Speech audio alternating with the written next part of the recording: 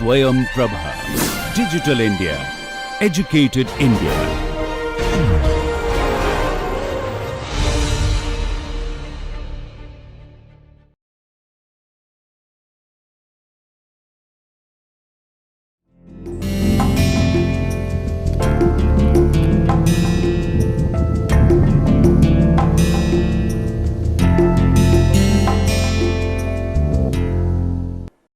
नमस्कार, मैं श्रेष्ठ एक बार फिर से आप सभी का इस लेक्चर सीरीज़ में स्वागत करता हूं। इस लेक्चर सीरीज़ में हम लोग ऑर्गेनाइजेशनल बिहेवियर से संबंधित विषय वस्तु के ऊपर चर्चा कर रहे हैं।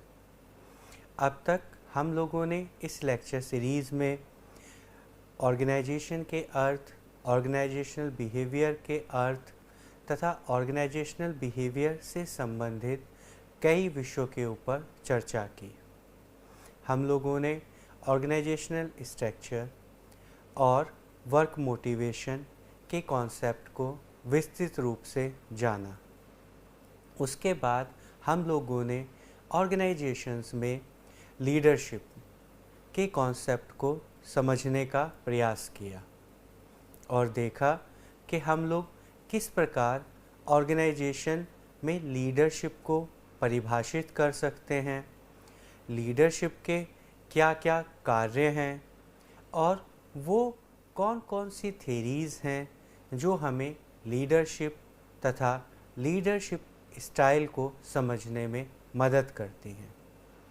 लीडरशिप के फंक्शंस को समझने के बाद हम लोगों ने लीडरशिप की जो थेरीज़ हैं उनके पहले कैटेगराइजेशन अर्थात ट्रेट थेरीज़ के बारे में डिस्कशन किया और देखा कि ट्रेट थेरीज़ लीडरशिप को एक बहुत ही डिफरेंट तरीके से परिभाषित करती हैं तथा समझने का प्रयास करती हैं। ट्रेट थेरीज़ में हमने देखा कि जो मेन फोकस है वो कुछ स्पेसिफिक ट्रेट्स पर है, अर्थात इंडिविजुअल के अंदर कुछ ऐसे स्पेसिफिक ट्रेट्स होते हैं जिनसे वह एक अच्छा इफ़ेक्टिव लीडर बन पाएगा या नहीं, यह निर्धारित होता है। उसके बाद हम लोगों ने आगे बिहेवियरल थेरीज़ ऑफ लीडरशिप के बारे में डिस्कशन किया तथा बिहेवियरल अप्रोच में जो डिफरेंट स्टडीज़ हुई उनके बारे में डिस्कशन किया और देखा कि ओहियो स्टडीज़, मिशिगन स्टडीज़ और फिर किस प्रकार मैनेजरियल ग्रिड तथा लीडरशिप ग्रिड के माध्यम से हम लोग लीडरशिप के कॉन्सेप्ट तथा लीडरशिप के प्रोसेस को समझ सकते हैं। बिहेवियरल अप्रोच हमें ट्रेट अप्रोच से एक डिफरेंट पर्सपेक्टिव देती है जिसमें किसी लीडर के ट्रेट के साथ साथ उसके बिहेवियर पर भी एम्फेसिस किया जाता है। यह देखा जाता है कि बिहेवियरल जो पैटर्न हैं वो किस प्रकार एक दूसरे से मिलकर किसी एक तरह की लीडरशिप स्टाइल को प्रतिपादित करते हैं। जैसे उसमें हमने देखा कि ओहियो स्टडीज़ में इनिशिएटिंग स्ट्रक्चर और कंसिडरेशन, ये इस तरह के दो डायमेंशंस इमर्ज हुए। उसके बाद हम लोगों ने मिशिगन स्टडीज़ में भी यही पाया कि दो डायमेंशंस, जॉब ओरिएंटेड और एम्प्लॉय ओरिएंटेड, ये वो दो डायमेंशंस हो सकते हैं जिनके माध्यम से हम लोग लीडरशिप के स्टाइल के कॉन्सेप्ट को समझ सकते हैं। उसके बाद हम लोगों ने ये भी देखा कि ये जो ग्रिड है अर्थात ये जो कॉन्सेप्ट्स हैं ये सिर्फ डायमेंशन या डिस्क्रीट ना होकर हम इन्हें कंटिन्यूम के लेवल पर भी समझ सकते हैं। जैसे कि ओहियो स्टडीज़ में हमने देखा कि इनिशिएटिंग टू स्ट्रक्चर और कंसिडरेशन को हम लोग आगे और एक्सटेंडेड ब्लॉक्स में भी समझ सकते हैं।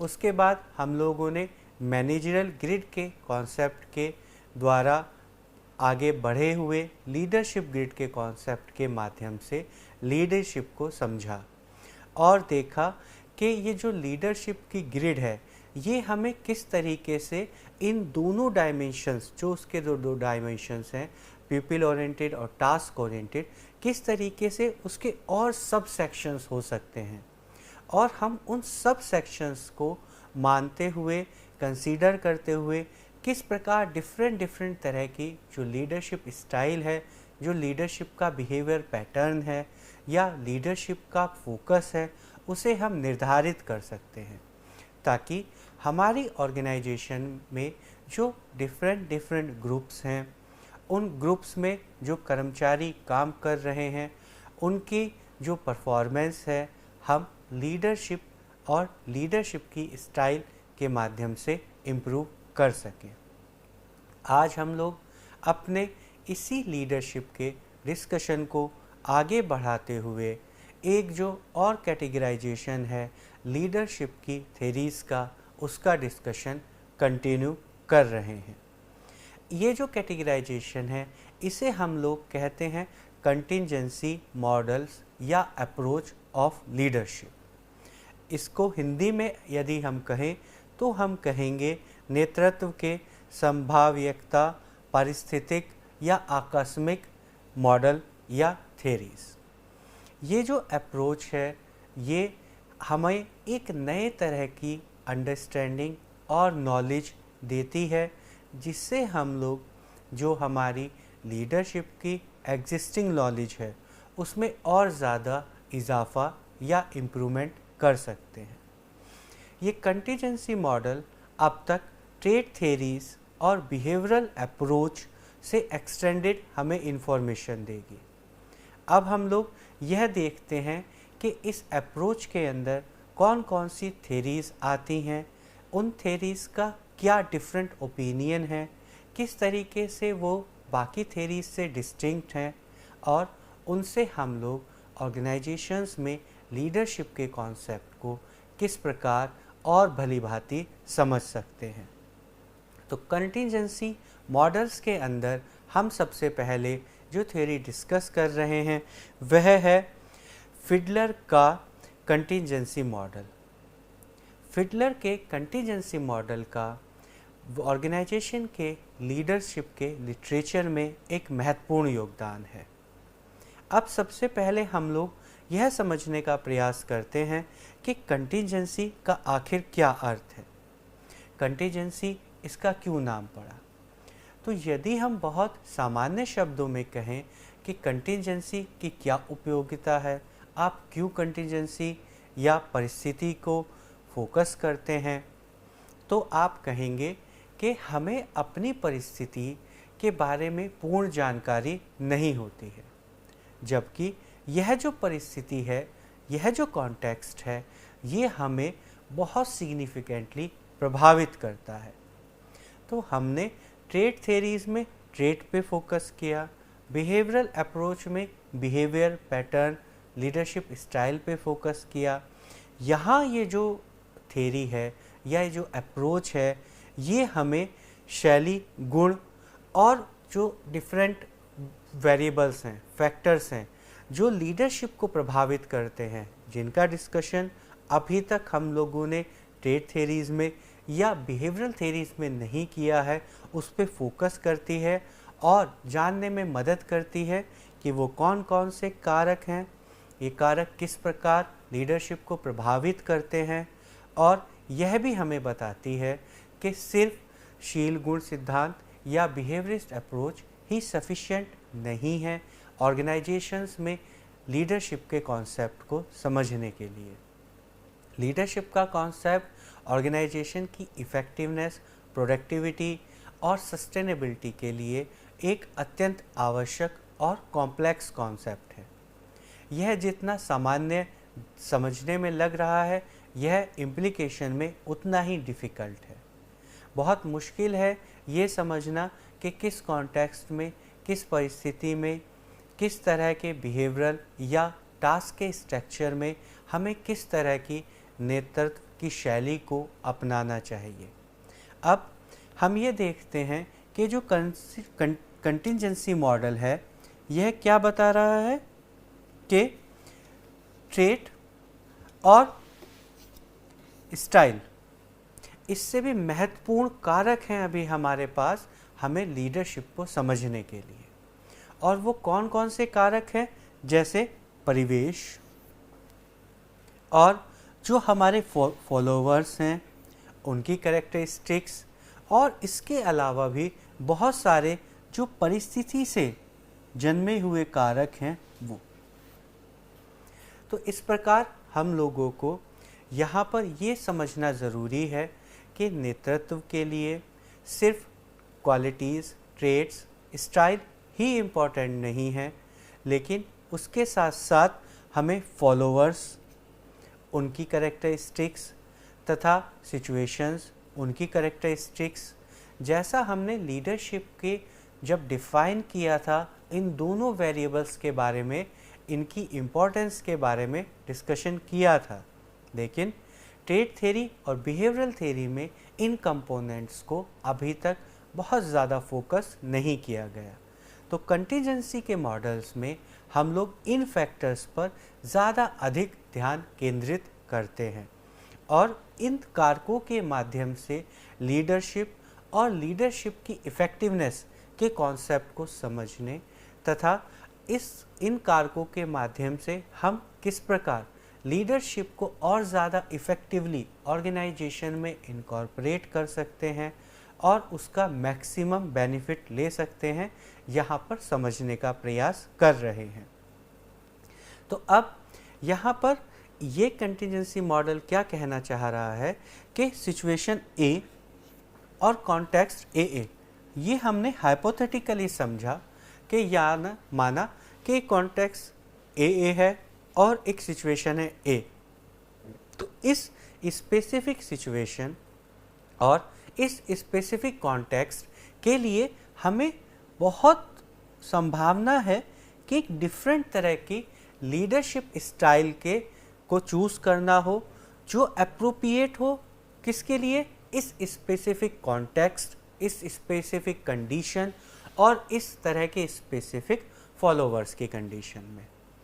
जबकि यदि नेक्स्ट जो कंडीशन हो वो डिफरेंट हो किससे, पहले वाली कंडीशन से, नेक्स्ट जो सिचुएशन हो वो डिफरेंट हो नेक्स्ट वाली सिचुएशन से, तो यदि सिचुएशन चेंज हो, कंडीशन चेंज हो जाए, फॉलोवर्स का पैटर्न चेंज हो जाए, उनकी कैरेक्टरिस्टिक्स चेंज हो जाए, तो अब हमें एक डिफरेंट तरह की लीडरशिप स्टाइल को ऑप्ट करना चाहिए। यहाँ यह क्लियरली समझाने का प्रयास किया गया है कि जो लीडरशिप स्टाइल अप्रोप्रिएट है या नहीं है, फिट है उस कंडीशन में या नहीं है, इसके लिए हमें कॉन्टेक्स्ट, सिचुएशन, टास्क का स्ट्रक्चर और फॉलोवर्स की कैरेक्टरिस्टिक्स को ध्यान में रखना चाहिए।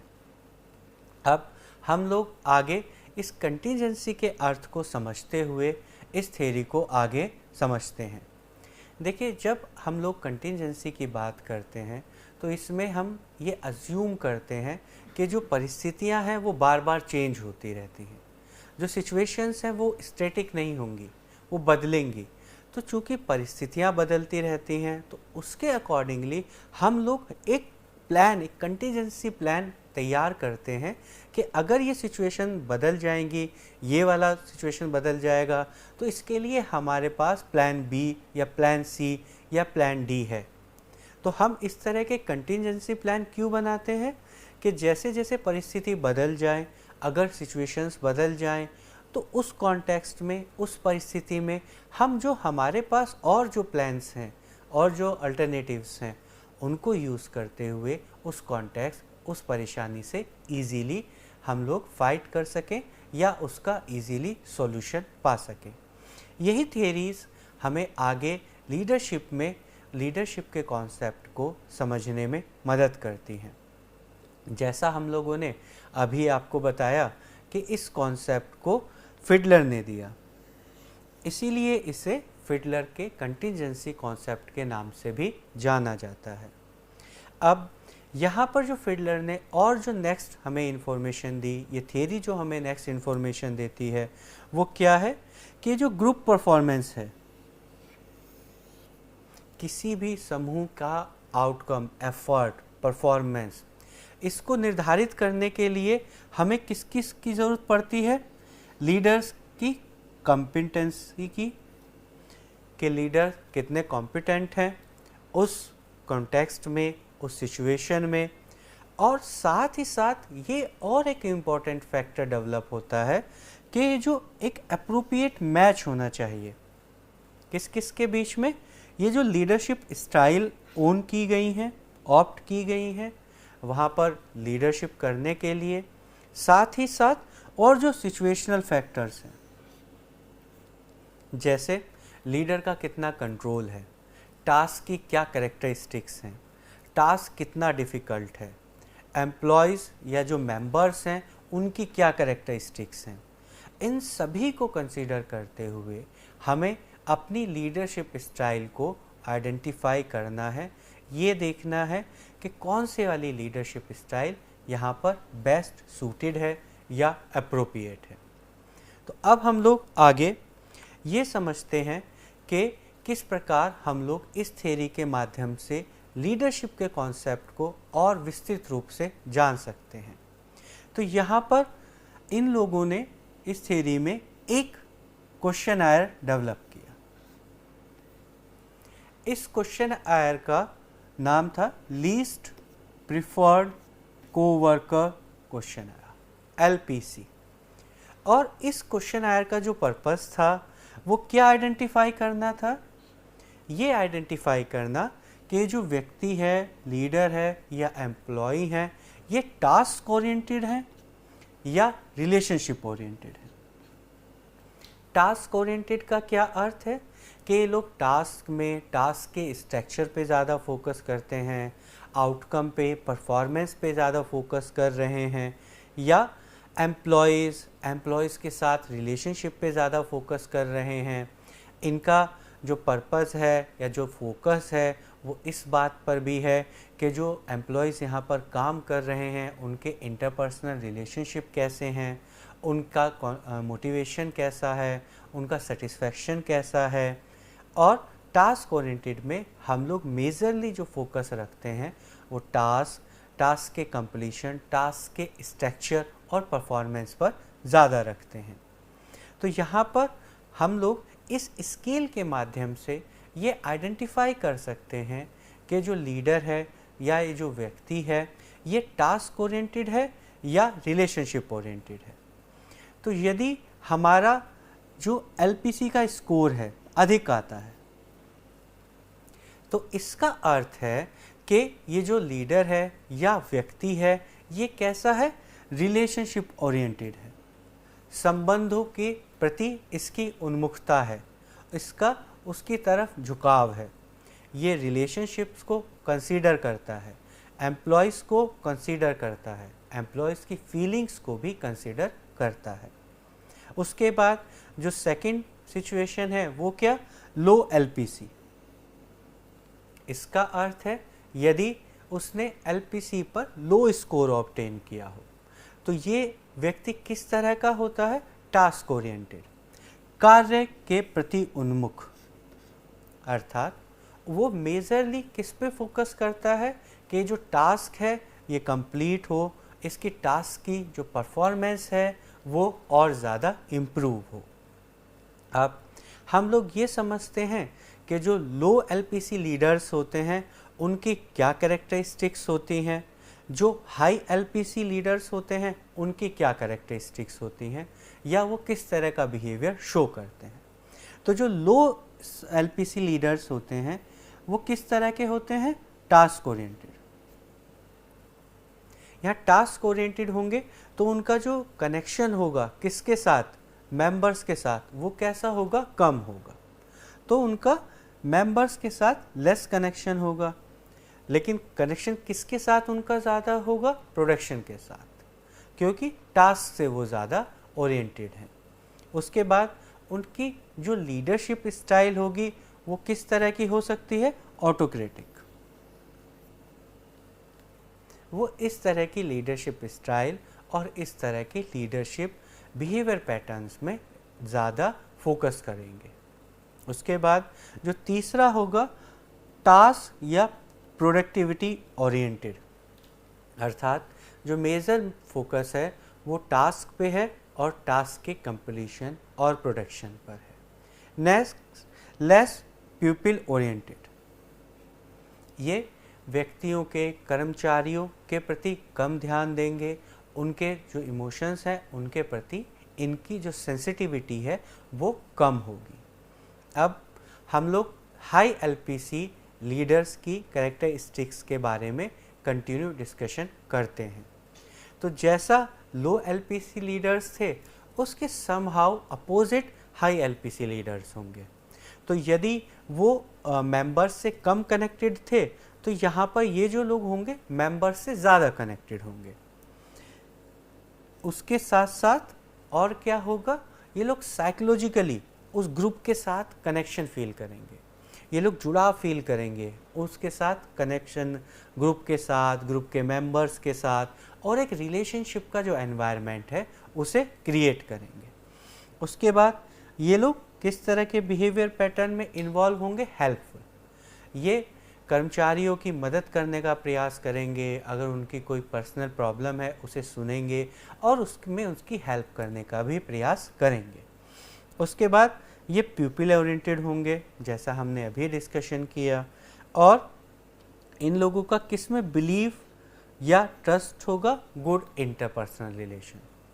ये इस बात पर भी फोकस करेंगे कि हमारे एम्प्लॉयज़ के साथ और एम्प्लॉयज़ के आपस में किस तरह के रिलेशनशिप हैं, और कोशिश करेंगे कि अपने कर्मचारियों के साथ इनके हमेशा अच्छे संबंध बने रहें।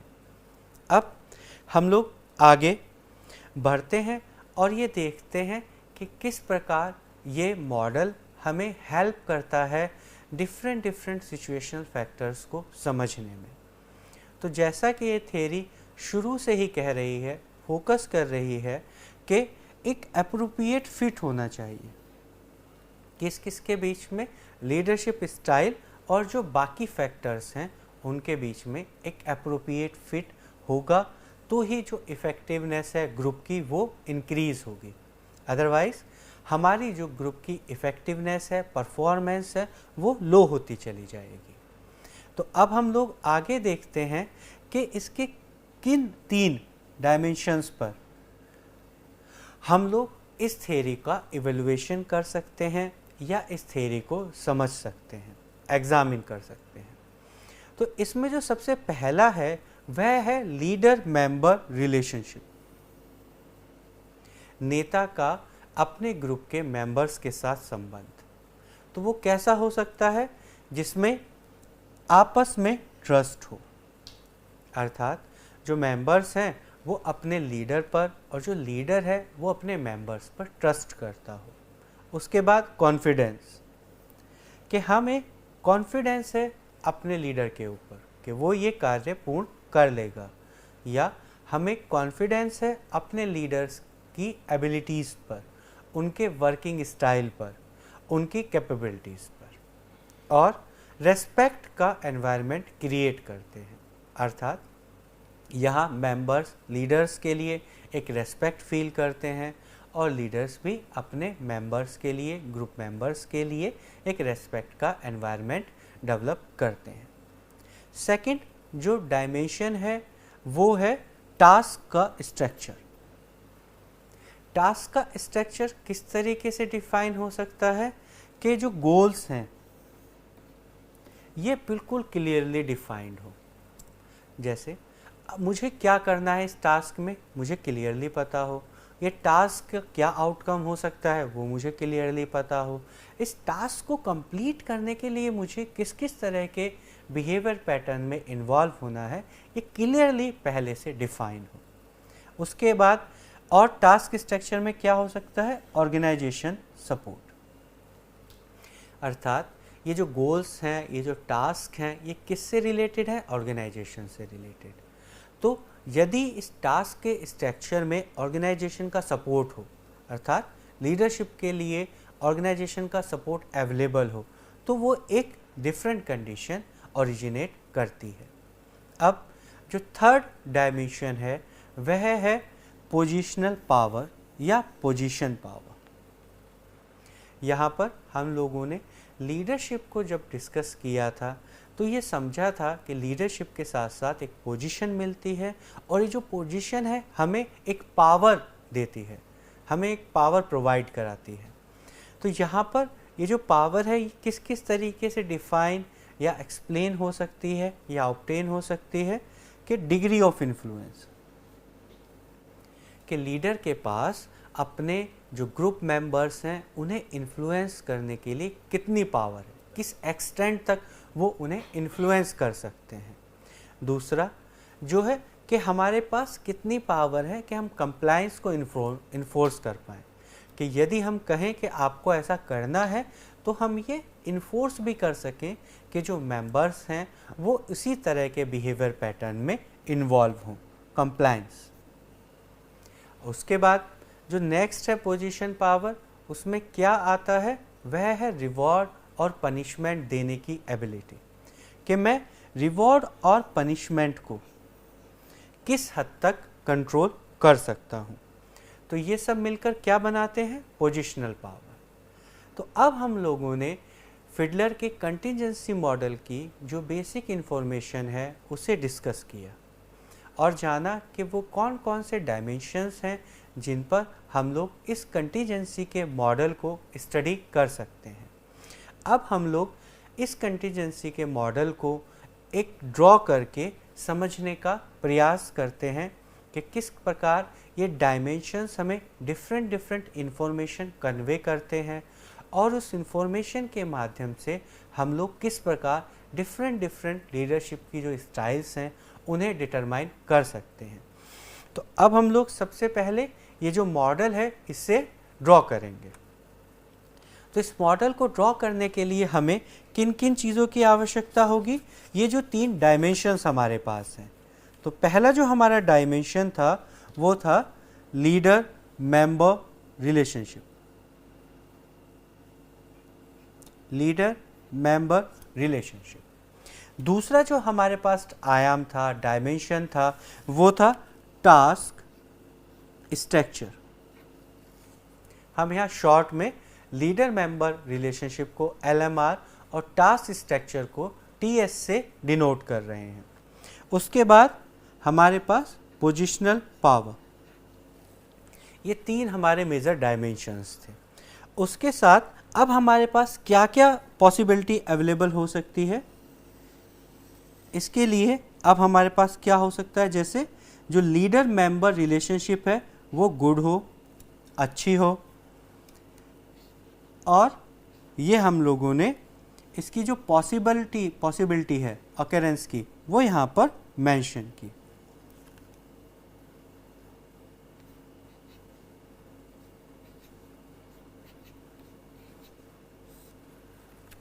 अब टास्क कैरेक्टरिस्टिक्स में भी यही अवेलेबिलिटी होगी, यही डायमेंशन पॉसिबल होंगे, हाई, लो, हाई, लो। तो लीडर मेंबर एक्सचेंज में हमारे पास गुड और पुअर कंडीशंस थी।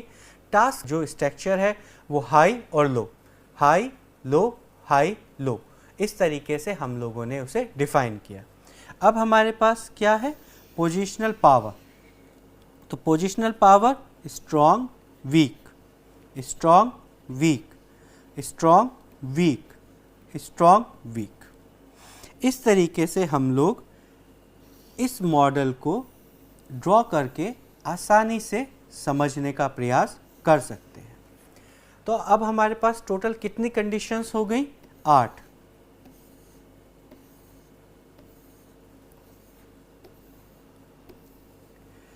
Condition 1, condition 2, condition 3, condition 4, condition 5, 6, 7 and 8। अब हमारे पास ये 8 पॉसिबल कंडीशंस अवेलेबल हैं। तो ये जो पहली कंडीशंस होंगी ये कौन सी होंगी? फेवरेबल।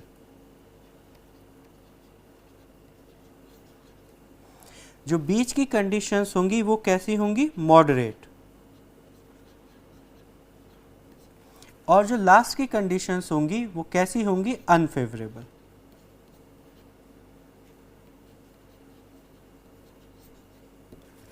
अब हम देखेंगे कि इन डिफरेंट कंडीशंस में हम लोग किन डिफरेंट लीडरशिप स्टाइल को अगर यूज़ करते हैं तो उसका कैसा हमें आउटकम मिलता है।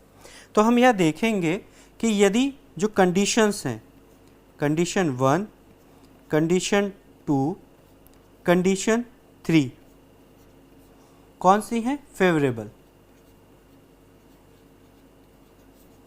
और उसके बाद कंडीशन 7 एंड कंडीशन 8 ये कैसी कंडीशन है? अनफेवरेबल।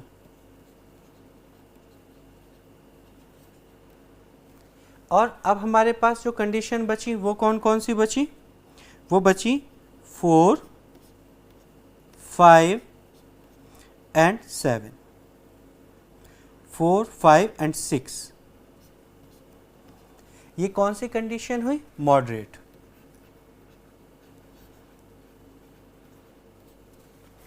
तो देखिए, जब हमारे पास फेवरेबल कंडीशन हो या अनफेवरेबल कंडीशन हो तो इस स्ट्रक्चर के अकॉर्डिंगली इन कंडीशंस में हमें किस तरह की लीडरशिप को ज़्यादा फोकस करना चाहिए, या रिसर्चेस में पाया गया कि किस तरह की लीडरशिप स्टाइल ज़्यादा अच्छा ग्रुप परफॉर्मेंस इफ़ेक्टिवनेस देती है, तो वो होगा टास्क ओरिएंटेड।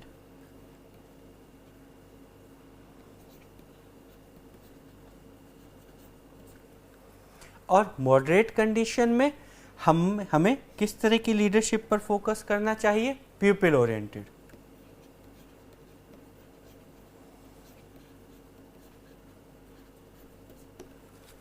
अगर अब हम इन कंडीशंस को थोड़ा ध्यान से देखें तो जैसे हमारे पास जो 8th कंडीशन है इसमें क्या है?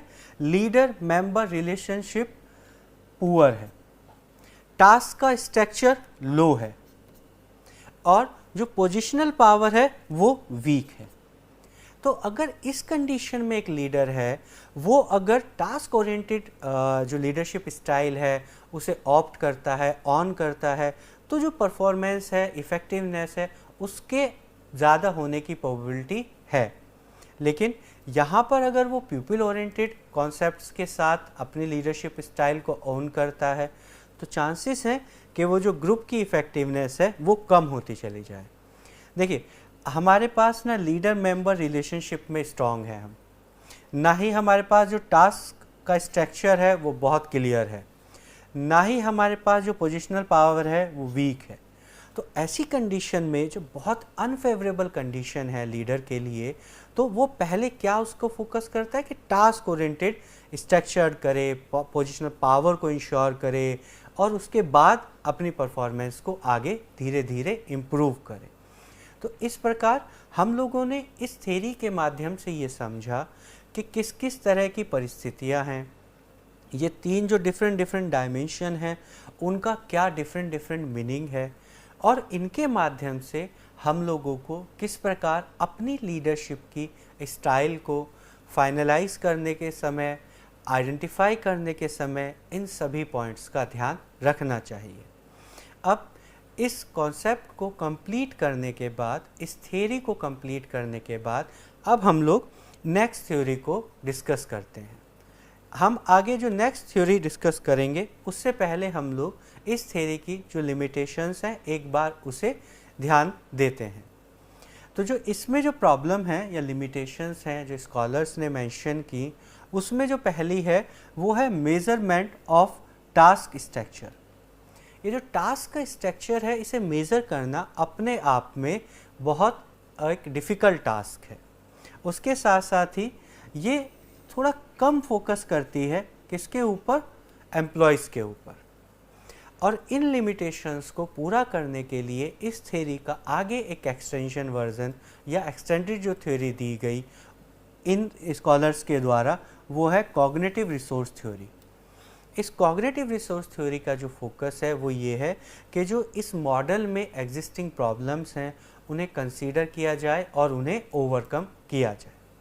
तो इस थ्योरी की लिमिटेशंस को कंप्लीट करने के बाद अब हम लोग नेक्स्ट थ्योरी पर आगे अपना डिस्कशन कंटिन्यू करते हैं। तो जो नेक्स्ट थ्योरी है वह है पाथ गोल थ्योरी। अब तक हम लोगों ने बहुत सारी थ्योरीज के बारे में डिस्कशन किया, देखा कि लीडरशिप का क्या एक मेजर फंक्शन है, गोल डिटरमाइन करना, गोल के लिए डायरेक्शंस डिसाइड करना, गोल्स को अचीव करने के लिए डिफरेंट जो फंक्शंस हैं उनमें इन्वॉल्व होना, रिसोर्सेज को कलेक्ट करना, ग्रुप को क्रिएट करना, मेंबर्स को क्रिएट करना, मेंबर्स को उसमें पार्टिसिपेट कराना। लेकिन अभी हम लोगों ने जो लीडरशिप का पहला सबसे फंक्शन था, गोल्स को डिटरमाइन करना, डायरेक्शन करना, मोटिवेट करना, उससे रिलेटेड जो कॉन्सेप्ट हैं अभी तक की थ्योरीज़ में ज़्यादा फोकस नहीं किए गए हैं।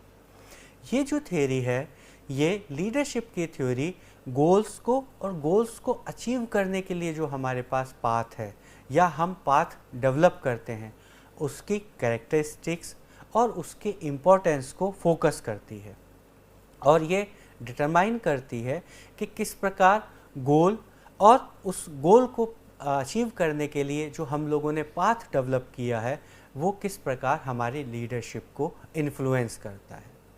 तो पाथ गोल थ्योरी का जो ओरिजिन हुआ उसमें रॉबर्ट और मार्टिन का महत्वपूर्ण योगदान है।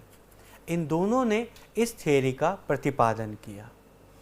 अब हम ये देखते हैं कि ये थ्योरी किस किस तरीके से किन किन मेजर एस्पेक्ट्स पर फोकस करती है।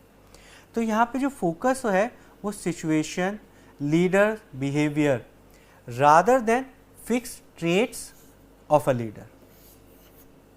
यहाँ पर हम लोग एक बार सिचुएशन पर, लीडरशिप के बिहेवियर्स पर ज़्यादा फोकस करेंगे। क्यों?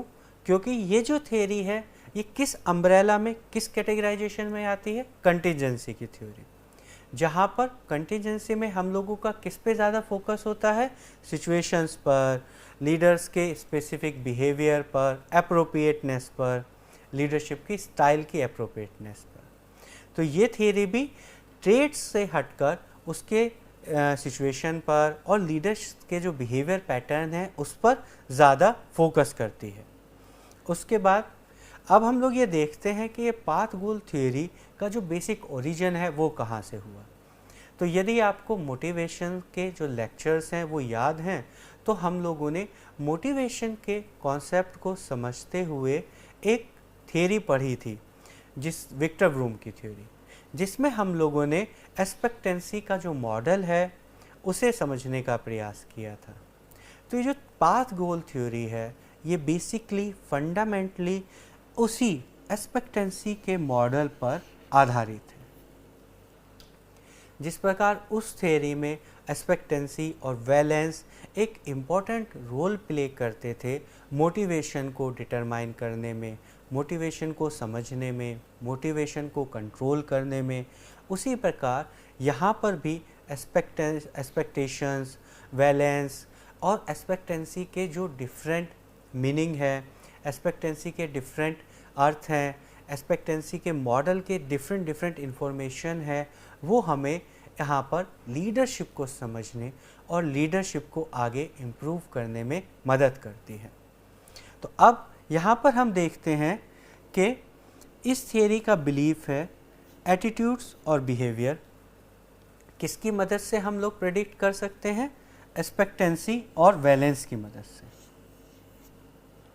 एक्सपेक्टेंसी का क्या अर्थ है कि यदि मैं कोई कार्य कर रहा हूँ तो मुझे क्या एक्सपेक्टेशन है कि इस कार्य का ये आउटकम होगा, ये रिवॉर्ड मुझे मिलेगा या ये चीज़ें मैं गेन करूँगा, मैं इसमें सफल होऊंगा या असफल होऊंगा, इसको लेकर मैं पहले से एक एक्सपेक्टेशन क्रिएट करता हूँ, डेवलप करता हूँ।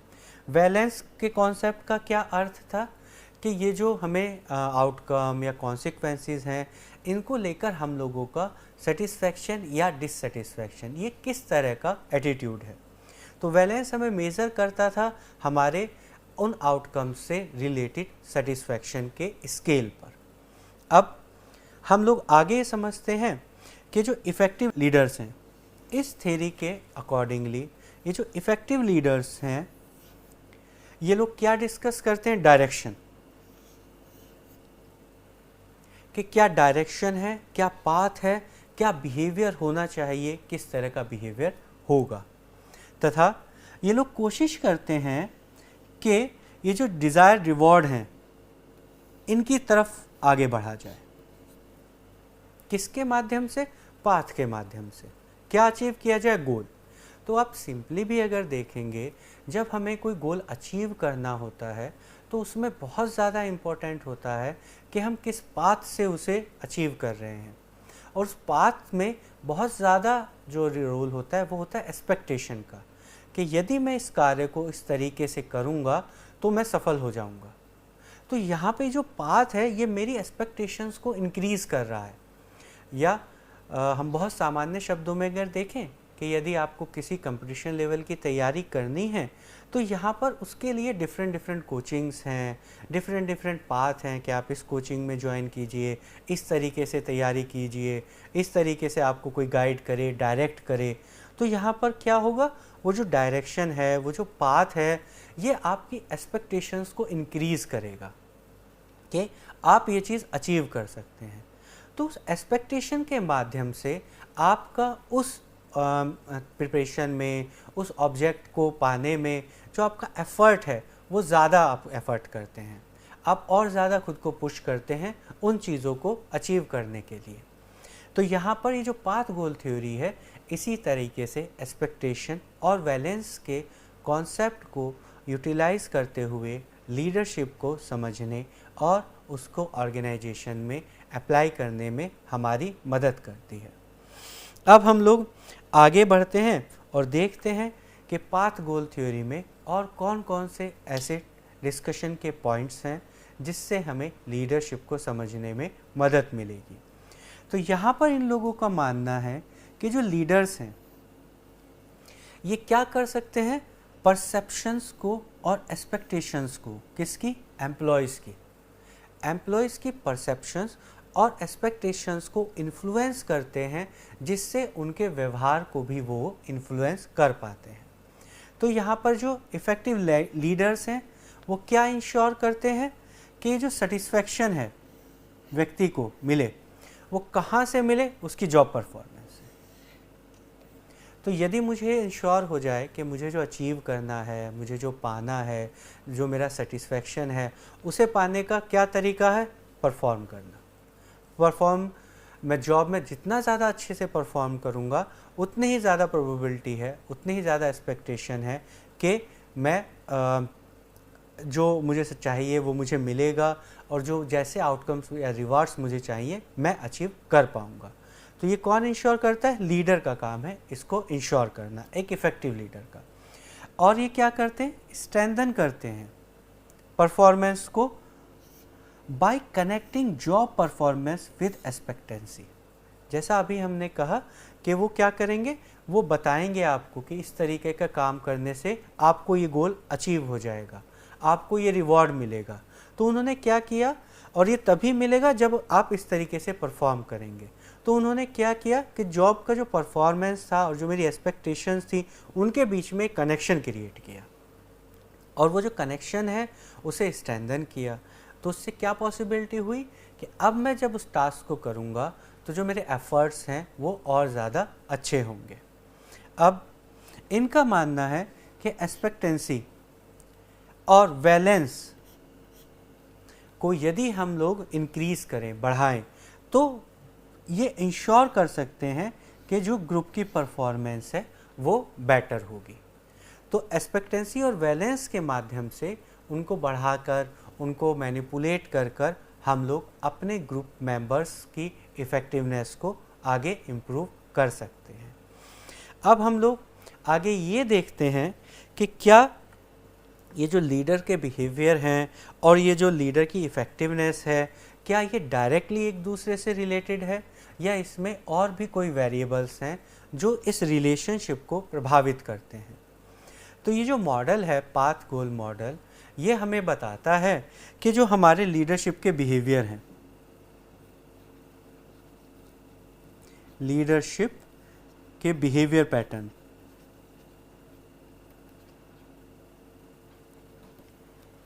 ये कितने प्रकार के हो सकते हैं? ये 4 प्रकार के हो सकते हैं। तो इसमें उन्होंने पहला बताया डायरेक्टिव,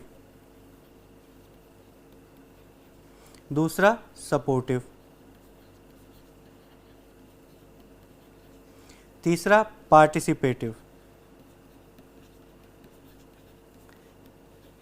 फोर्थ उन्होंने बताया अचीवमेंट ओरिएंटेड।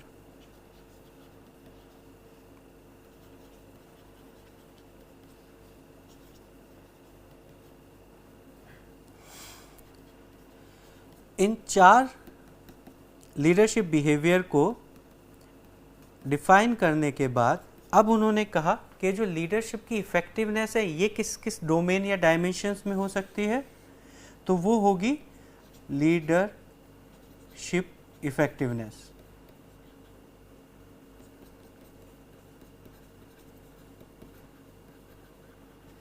ये किस किस चीज़ में हमें शो होगी कि जो हमारे एम्प्लॉयज़ हैं उनका मोटिवेशन का लेवल क्या है, उनका सेटिस्फैक्शन का लेवल क्या है,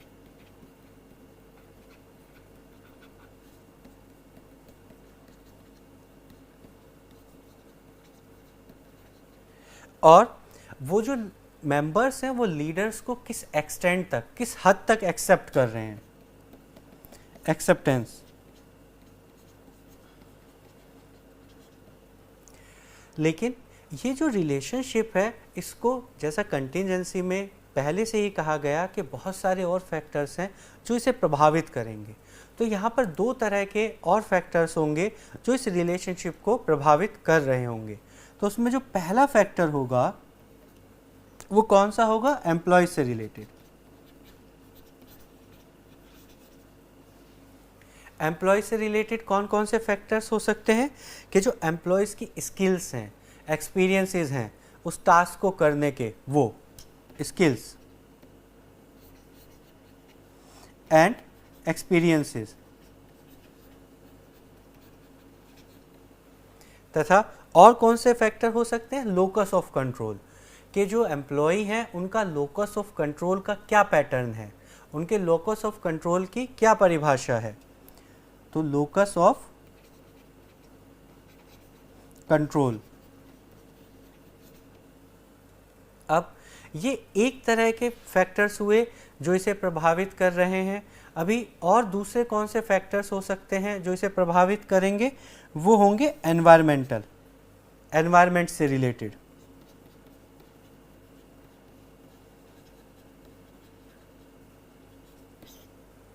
अब एनवायरमेंटल रिलेटेड कौन कौन से फैक्टर्स हो सकते हैं? तो जैसे उसमें होगा टास्क स्ट्रक्चर, एक फैक्टर होगा। दूसरा कौन सा फैक्टर होगा? Team dynamics. तो ये दोनों जो फैक्टर्स होंगे ये क्या करेंगे? ये हमारे एज ए एनवायरमेंटल फैक्टर इस जो पूरे के पूरे मॉडल है, इस जो पूरे के पूरे थ्योरी का एक मेन आइडिया है, उसमें लीडरशिप बिहेवियर और लीडरशिप की जो इफ़ेक्टिवनेस है उसको इन्फ्लुएंस करेंगे। तो अब हम लोगों ने यहाँ तक क्या क्या डिस्कस किया कि हम लोग कंटीजेंसी मॉडल क्या क्या होता है, कंटीजेंसी मॉडल में किस तरह की थेरीज होती हैं। कंटीजेंसी मॉडल में हम लोगों ने पहले फिडलर की थ्योरी पढ़ी, उसके बाद पाथ गोल थ्योरी का डिस्कशन किया और देखा कि फिडलर ने किस तरीके से लीडरशिप को डिफ़ाइन किया, किस तरीके के फैक्टर्स पे ज़्यादा फोकस किया। उसके बाद हम लोगों ने पाथ गोल थ्योरी के बारे में डिस्कशन किया कि पाथ गोल थ्योरी किस प्रकार से डिसाइड करती है कि लीडरशिप क्या हो, कैसे हो। और अब हम लोग आगे बढ़ते हुए ये देखते हैं कि ये जो थ्योरी है ये इन कॉन्टेक्स्ट में किस तरीके से आगे लीडरशिप के जो स्टाइल्स हैं उन्हें आइडेंटिफाई करने में मदद करती है। तो जैसा कि हम यहाँ देख सकते हैं कि अगर एम्प्लॉय का इंटरनल लोकस ऑफ कंट्रोल है तो किस तरह की लीडरशिप की जो स्टाइल है वो उसके लिए अप्रोप्रिएट होगी? पार्टिसिपेटिव। लेकिन यदि एक्सटर्नल लोकस ऑफ कंट्रोल है तो किस तरह की लीडरशिप स्टाइल उसके लिए ज़्यादा अप्रोप्रिएट होगी डायरेक्टिव। देखिए, इंटरनल लोकस ऑफ कंट्रोल का मतलब कि जो यहाँ पर मैं कर रहा हूँ या जो मेरे कॉन्सिक्वेंसेस हैं, मैं उनका कॉज किसे मान रहा हूँ, कि कॉज इंटरनल को मैं ज़्यादा मान रहा हूँ या एक्सटर्नल कॉजेज़ को ज़्यादा मान रहा हूँ। उसके बाद जो नेक्स्ट होगा स्ट्रक्चर जॉब, तो सपोर्टिव और पार्टिसिपेटिव, क्योंकि जो जॉब है वो स्ट्रक्चर्ड है। अगर जॉब अनस्ट्रक्चर्ड हो तो किस तरह की लीडरशिप स्टाइल? डायरेक्टिव, क्योंकि यहाँ पर अनस्ट्रक्चर्ड जॉब की कंडीशन में उसे ज़्यादा डायरेक्शन, इंस्ट्रक्शंस की ज़रूरत होगी। इसके बाद नेक्स्ट क्या कंडीशन हो सकती है? जैसे strong need of personal growth, ये किसकी करेक्टरिस्टिक हुई? एम्प्लॉय की। और जो टास्क है वो कैसा हो? कॉम्प्लेक्स। तो इस कंडीशन में हमें किस तरह की लीडरशिप स्टाइल को ज़्यादा फोकस करना चाहिए? पार्टिसिपेटिव और अचीवमेंट ओरिएंटेड, क्योंकि जो टास्क है वो कॉम्प्लेक्स है, तो उसके लिए हमें अपनी अचीवमेंट का जो ओरिएंटेशन है उसे बढ़ाना होगा, ताकि उस कॉम्प्लेक्स टास्क में हम लोग ईजीली उसे कंप्लीट कर सकें और जो अपने ऑब्जेक्टिव्स हैं उन्हें फुलफिल कर सकें। उसके बाद नेक्स्ट क्या कंडीशन हो सकती है? Low need for personal growth but simple task. यहाँ टास्क सिंपल है, तो उस कंडीशन में हम लोग क्या कर सकते हैं? सपोर्टिव और डायरेक्टिव जो लीडरशिप स्टाइल है उसको यूज़ करते हुए अपने मेंबर्स के लिए लीडरशिप का प्लान तैयार कर सकते हैं। अब हम लोग इस थ्योरी की जो कुछ बेसिक लिमिटेशंस हैं उनके बारे में डिस्कशन अपना कंटिन्यू करते हैं। बहुत सारी लिमिटेशंस हैं, लेकिन उनमें से हम लोगों ने सिर्फ कुछ लिमिटेशंस को यहाँ पर पिक किया है। तो जो इसमें पहला है वो है बेस्ट फॉर इल डिफाइंड और एम्बिगुअस टास्क। ये जो थ्योरी है, ये पाथ गोल थ्योरी का जो मेन आइडिया है, ये कब सबसे ज़्यादा अप्रोप्रिएट या बेस्ट होता है? जब टास्क इल डिफाइंड हो, एम्बिगुअस हो, तो उस समय हम उसे डायरेक्शन, पाथ दे के आसानी से अपने जो ऑब्जेक्टिव्स हैं उन्हें फुलफिल कर पाते हैं। उसके बाद ये क्या कह रही है? लीडर्स को जो चेंज करना चाहिए अपने स्टाइल अकॉर्डिंगली। किसके अकॉर्डिंगली? वो सारे डायमेंशंस जो हम लोगों ने इस थ्योरी को शुरू करने से लेकर अब तक डिस्कस किए हैं। टास्क का करेक्टरिस्टिक, एम्प्लॉय, सिचुएशंस, इन सब को हम लोगों को फोकस करना चाहिए, कंसीडर करना चाहिए और उसके अकॉर्डिंगली लीडर्स को अपने स्टाइल को चेंज करना चाहिए। यहाँ पर ये भी कहती है कि बहुत कॉम्प्लेक्स है किसे?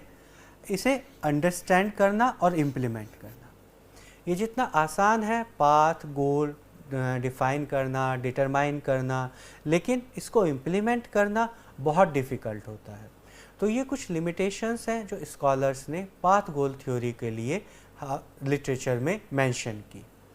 अब हम लोग नेक्स्ट जो थ्योरी है उसके बारे में डिस्कशन कंटिन्यू करते हैं। तो पाथ गोल थ्योरी कंप्लीट करने के बाद जो नेक्स्ट थ्योरी है जिसे हम लोग डिस्कस कर रहे हैं वो है सिचुएशनल लीडरशिप थ्योरी। ये सिचुएशनल लीडरशिप जो थ्योरी है, ये अब तक हम लोग एक मेन कंपोनेंट है जो लीडरशिप में फॉलोवर्स, उसको इग्नोर करते आ रहे हैं। लेकिन यहाँ पर ये जो मैक्सिमम जो इसका फोकस है वो किस पर है? फॉलोवर्स पर। तो ये जो सिचुएशनल लीडरशिप है ये मेजर अपना फोकस फॉलोअर्स और ग्रुप के जो मेंबर्स हैं उन पे रखते हुए लीडरशिप के कॉन्सेप्ट को समझने और ऑर्गेनाइजेशन में इम्प्लीमेंट करने का सजेशन देती है। उसके बाद ये कहती है कि जो लीडरशिप की स्टाइल है ये किस पर बेस होनी चाहिए? फॉलोवर की रेडीनेस पर, कि फॉलोवर की क्या रेडीनेस है, वो कितना तैयार है, उसकी क्या एक्सपेक्टेशंस हैं, इन सब पर हमें अपनी लीडरशिप को आधारित करना चाहिए। लीडरशिप को डिटरमाइन करते हुए हमें अपने फॉलोअर्स की जो करेक्टरिस्टिक्स है उनको मेजरली फोकस करना चाहिए। अब हम लोग यहाँ पर जो फॉलोअर्स की जो स्थिति है, जो स्टेजेस हैं, जो उसकी करेक्टरिस्टिक्स हैं, वो कौन कौन सी हो सकती हैं और उन डिफरेंट करेक्टरिस्टिक्स में हम लोगों को किस तरह की लीडरशिप स्टाइल कंसीडर करनी चाहिए उसके बारे में डिस्कशन कंटिन्यू करते हैं। तो जो पहला है वो है अनेबल। अर्थात कि जो पार्टिसिपेंट है, मेंबर है, वो काम करने में अनेबल है, वो उस काम को पूरा नहीं कर पा रहा है। दूसरा अनविलिंग है, मतलब जो टास्क है ना ही तो वो उसे करने के लिए अप्रोप्रिएट है, उसके अंदर क्वालिटीज़ हैं, और ना ही वो उसको करना चाह रहा है। तो ये बड़ी ही वर्स्ट कंडीशन हुई।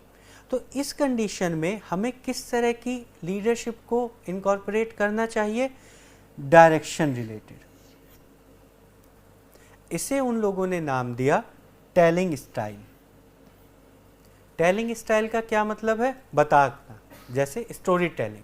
तो स्टोरी टेलिंग में आप क्या करते हैं? जो पूरी स्टोरी है उसे विस्तृत रूप से डिटेल में एक्सप्लेन करते हैं। तो अगर अनेबल हो, अनविलिंग हो, तो उस कंडीशन में हम लोगों को टेलिंग स्टाइल के माध्यम से स्पेसिफिक, बहुत क्लियर कट, एकदम प्रॉपर इंस्ट्रक्शंस देने चाहिए, ताकि वो जो एम्प्लॉई है, वो जो मेंबर है उस ग्रुप का, वो उन टास्क को कंप्लीट करे, उन ऑब्जेक्टिव्स को पूरा करने में अपना कंट्रीब्यूशन दे पाए। अब जो दूसरी कंडीशन हो सकती है, वो कैसी कंडीशन हो सकती है? अनेबल है बट विलिंग है, मतलब अभी स्किल नहीं है लेकिन वो उस काम को करने की इच्छा शक्ति रखता है, उसकी इच्छा है। तो वहाँ पर हमें किस तरह की जो हमें स्टाइल है वो यूज़ करनी चाहिए? Selling style. इस स्टाइल में क्या बेसिक कैरेक्टरिस्टिक्स होती हैं? हाई टास्क ओरिएंटेशन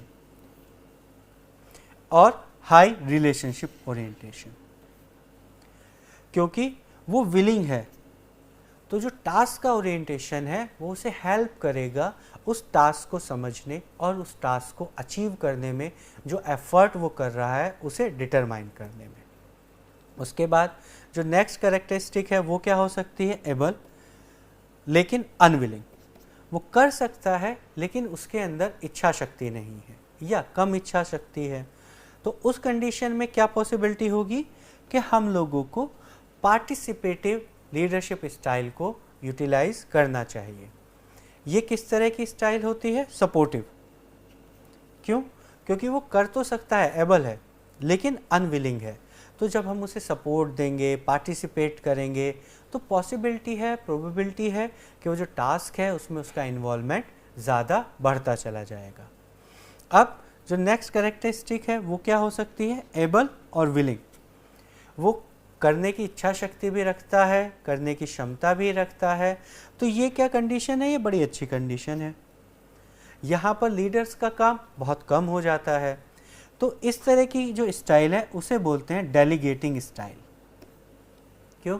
क्योंकि यहाँ आपके पास करने के लिए बहुत ज़्यादा नहीं है।